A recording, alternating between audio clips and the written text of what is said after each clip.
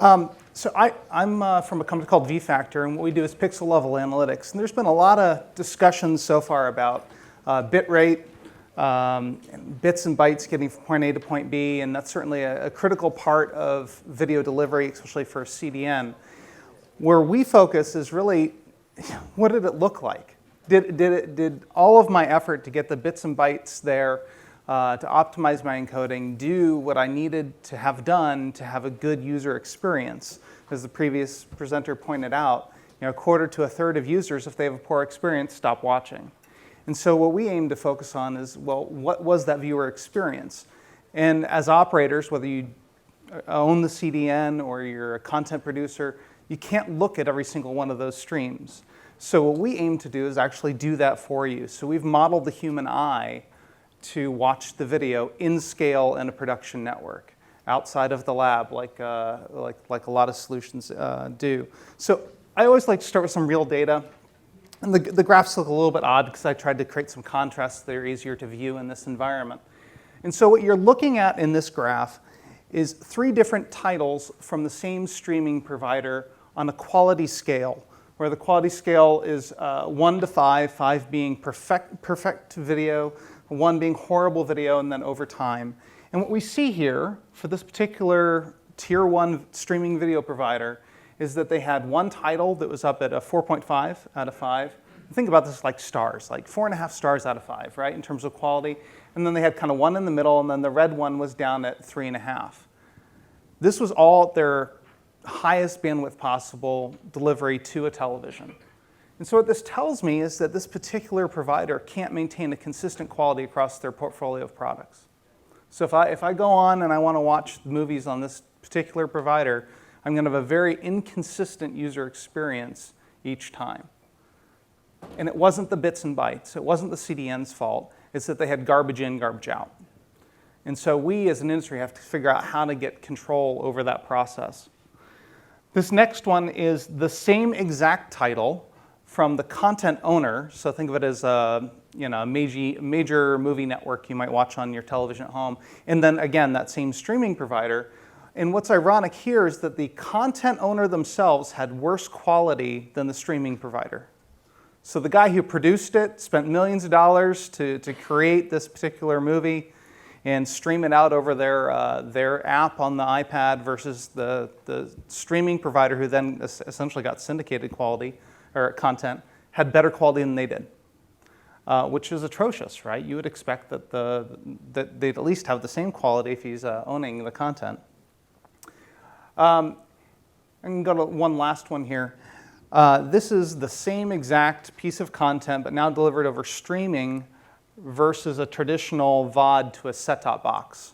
So traditional cable, satellite type of delivery of VOD to a set-top box versus a streaming provider to like a thumb kind of Chrome or Roku device. And here the streaming provider absolutely blew it out of the water compared to the VOD delivery for the same exact movie.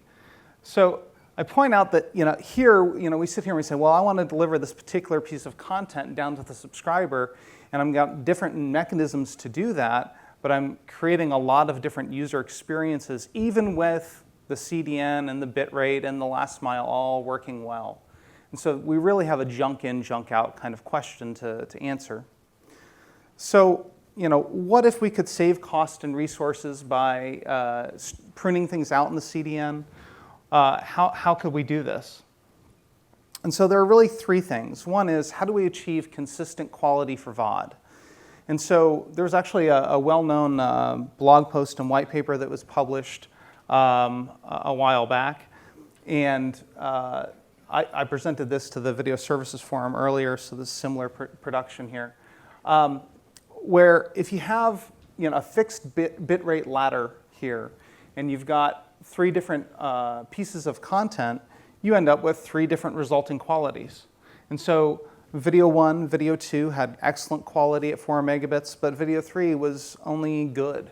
And as you continue to encode that down to different bit rates, you got different resulting qualities. And this is what's typically done in an ABR environment for VOD. You set up the bit rates you thought were best from the laboratory, and you go put that into production, but you end up yielding very different qualities. And so with our type of technology, what you'd aim to do is to achieve a consistent quality across those profiles and adjust the bandwidth and encoding as required to yield that. So you would employ a pixel level type of analytics to achieve excellent quality for every single one of those pieces of video content, whether it be a movie or any type of content, really anything. And so in this case, the first one required 400 megabits, the second one required 3, and one required 6. And so you achieve what they call content-based encoding or per title-based encoding instead of a fixed bitrate ladder. And the only way to achieve this would be to either do one of two things. Have someone sit there and QA every piece of VOD content that comes through with every single bitrate and be able to consistently score it, which I can tell you from a human perspective is nearly impossible to watch the same video across different bit rates and consistently score it because you get tired. You have different people, they're trained differently, they have different perspectives, as opposed to having a software do this for you to actually look at the pixels and figure out what does it look like, and then go from there in terms of achieving your consistent quality. So the next one is for live. In that case where I was able to go back, let me go back here, you have kind of a closed loop encoding process where you measure the quality, you go back and you refine the encoding. And you can do that with VOD because you have time. You have a couple hours, maybe a day to get a piece of VOD content out onto your delivery platforms. Live streaming is different. Live streams, you have seconds, if not minutes of delay that you're willing to allow in your network. And so you need to be able to monitor things in real time and adjust, as it were. So if we were streaming out this video as an example, I've got a 4.5 mean opinion score, quality score from the piece of content coming into my network, and then I encoded it to a bunch of different bit rates. And I achieved a 4.3 at 4 megabits and a 4.3 at 3 megabits. Well, why would I transmit both? Today we do. Today we actually would, with no quality controls and no way to actually look at these pictures, we would take those and we'd go ahead and put those in our manifest files, stream them out there, and every little client that can get as much bandwidth as possible is going to grab those and waste the bandwidth in the CDN and the access network, even though they could have perceptually had the same experience. So what do? You prune it out. So this is not at the client side. This is way back, when you're doing your encoding and you're populating your manifest files and you're doing your segmentation and population of the CDN. You say, wait a minute, I've got two profiles here that have the same user experience. So I'm not going to transmit one of them. Now, how does that actually happen in practice? You take like a normal broadcaster, right? They're streaming out content and they're encoding it to different bit rates. And during the daytime, the content can be fairly benign. It's soap operas and cartoons and things like that. And the encoders don't necessarily yield any greater benefit by doing 4 megabit instead of 3 in this example, so they prune it out. Well, then in the evening, all of a sudden they've got the NCAA basketball game, and all of a sudden they need every bit they can get to transmit. So what happens here is that as our tools watching these streams after they're encoded, before they're populated on the CDN, we work with the CDN workflow to say, hey, stream this and prune this out, stream this, don't prune this out. And so you have, again, a way to optimize on a pixel level the quality you're providing to a customer and reducing your bandwidth and CDN requirements. So we typically see in this environment a kind of 5 to 20% savings in overall CDN usage while still achieving the same user experience. So two different examples. One was VOD in the first part. This is for live streaming. And of course, there's a lot of different things to do here. I'll be conscious of time here. If it's unwatchable, throw it out. Now, it's certainly for a lot of us, we need to have at least one stream that's fairly low bit rate for the really congested mobile environment, and they're on a train. It's 3G. So I don't kind of say that you don't want to have a low bit rate solution, but certainly at some point, if it's unwatchable, you go ahead and prune it out. And that's exactly what you do here. And then, of course, the other question would be, what if it was junk to begin with, right? At that point, do you actually provide the service? And that's largely going to be based upon your business rules of what quality is acceptable and what kind of content is it, right? Especially if you're the content owner. And so you can think about that from both a live perspective, but certainly from a VOD perspective. If it's junk in, stop, hold the presses, don't encode anything, go back to the folks that are providing you that mezzanine or that master file and ask them to get a higher quality product to you. And then, the last piece here would be client optimization. So when bandwidth is constrained today, most clients will look at their buffer state and determine how much content they're receiving over their access network, and they'll shift down, right? So if their buffer's like this and they've got a constraint in network bandwidth, their buffer starts to deplete, and they go ahead and they say, hey, let's go look at a lower bit rate stream. I think most of us are pretty familiar with that model. Except for it makes no calculation based upon quality. And so what we propose there is if you're already measuring the quality for both a monitoring perspective and from an optimization perspective, that you actually embed that into the heuristics that the client has. And so if you can imagine it, you have a client and you've got two of them. And as the network resources become lower and lower and their bit rates and their bit buffers start to drop, they have different breakpoints. And so at one point you have the first guy who says, hey, I'm not going to have a perceptual drop in my quality. I'm going to go ahead and shift to a different bit rate. That relieves the bandwidth for the other guy, and he's able to maintain his quality. And so we can use pixel-level analytics to also do a client-side optimization without actually having to measure anything at the client, but by simply putting the information in the metadata. And so the example here is with no quality information, and you have a bandwidth reduction from 8 to 7 megabits, both clients shift down. The resulting quality, because of the content itself, for client 1 is going to be going from excellent to very good and excellent to excellent for client 2. So they both shifted, except for they had different user experiences because of that shift. Now, if the client simply had a quality score embedded in the metadata or somehow available in the manifest file, what would happen is the client that would have no perceptual degradation, client number 2, would shift down first. There'd be a back-off period. That would then relieve the bandwidth for the other client, and he gets to maintain the highest profile and the resulting quality.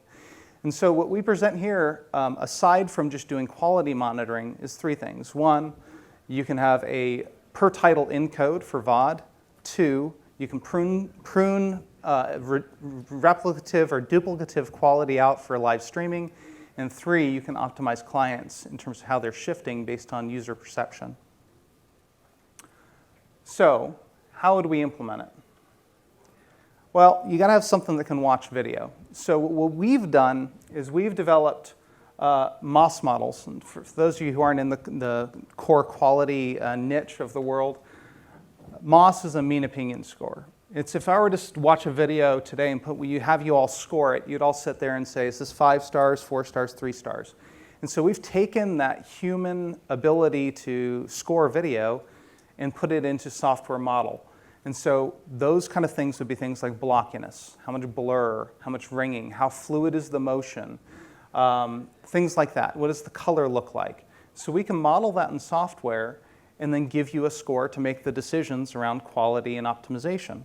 An example of that would be something like this. I look at this picture, and it doesn't look so bad, right?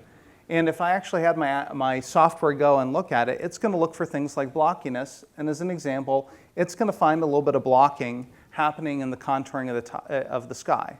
Well, why did that happen? Well, encoders look at that same picture and say, what information can I throw out that nobody's going to care about?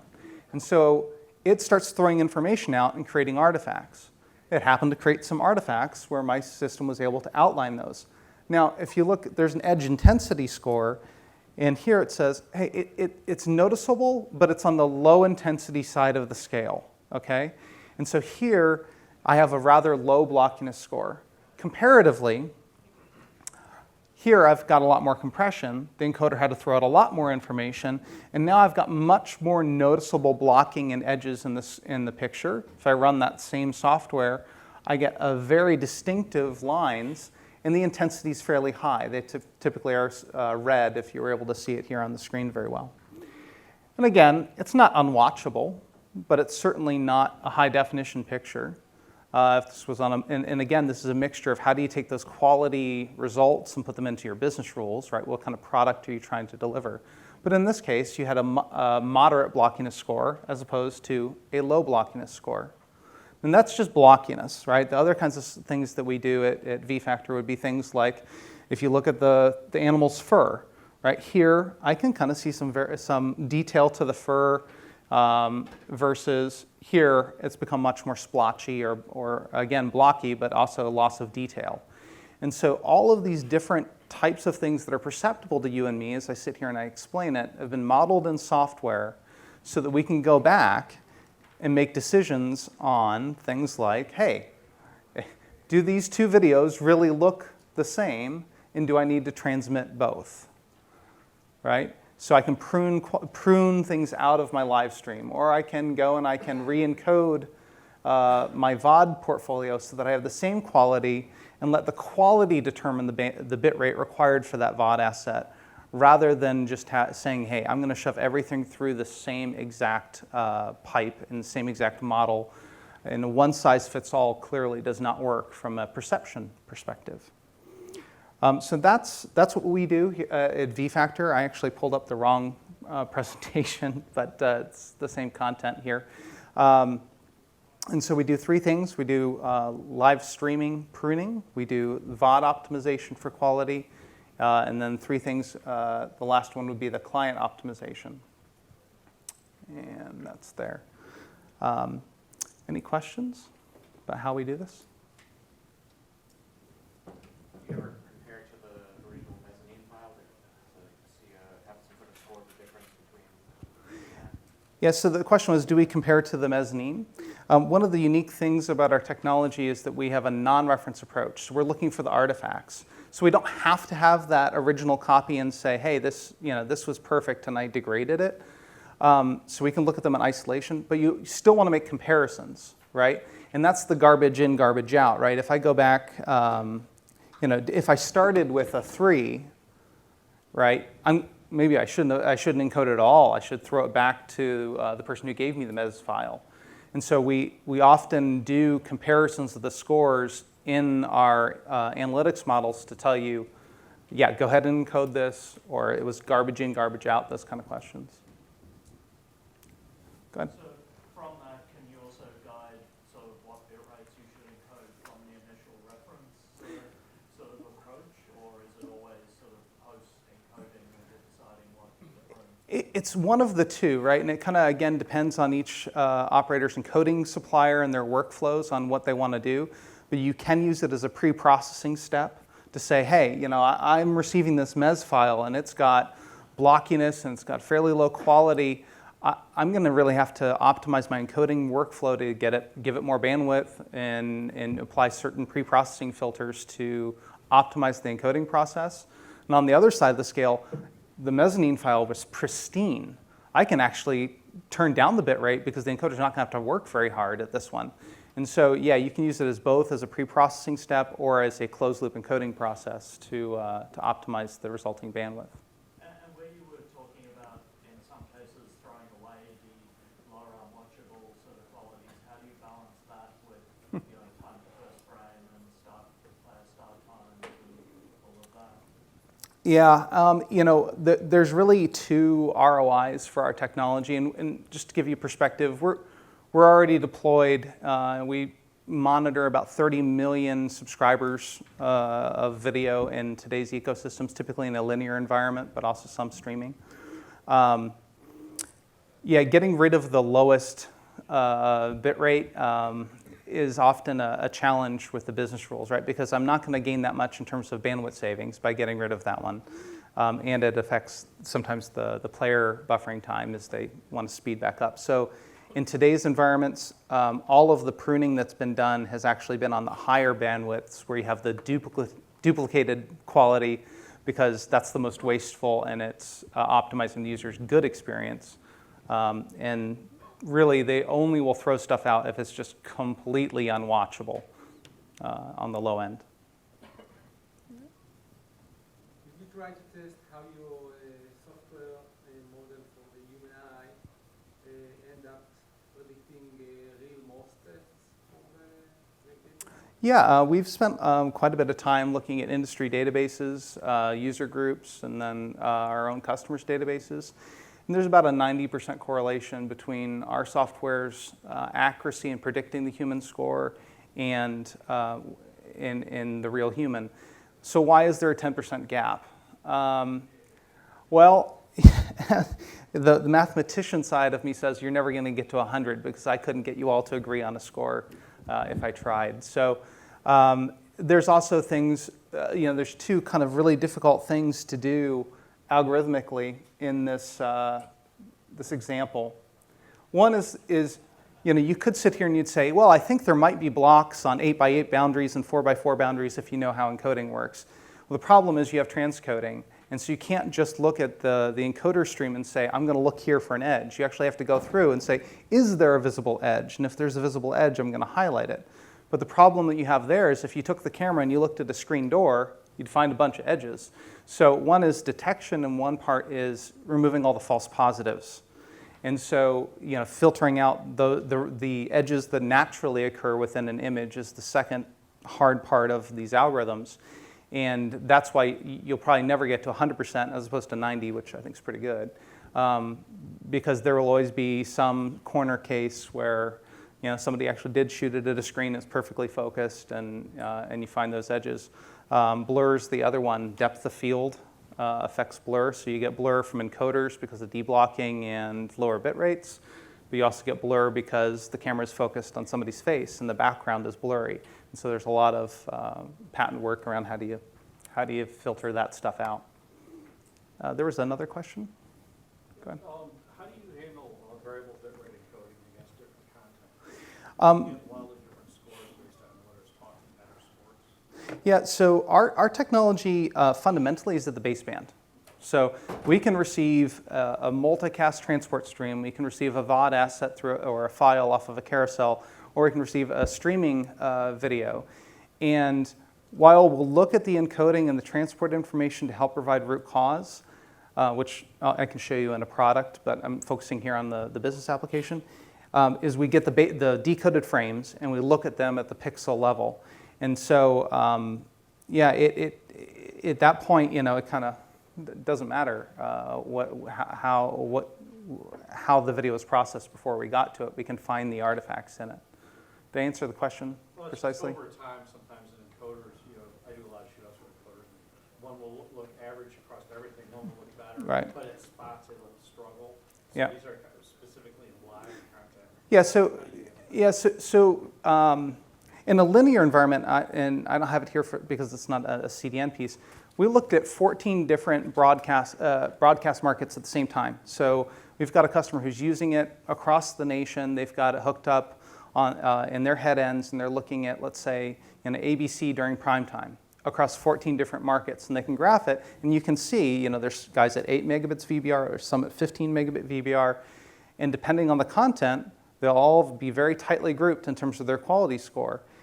And then there'll be some that are off, right? And so you're going to go focus on those. But with the challenge with VBR is that the encoder is looking for what to throw out to try and reduce the bandwidth.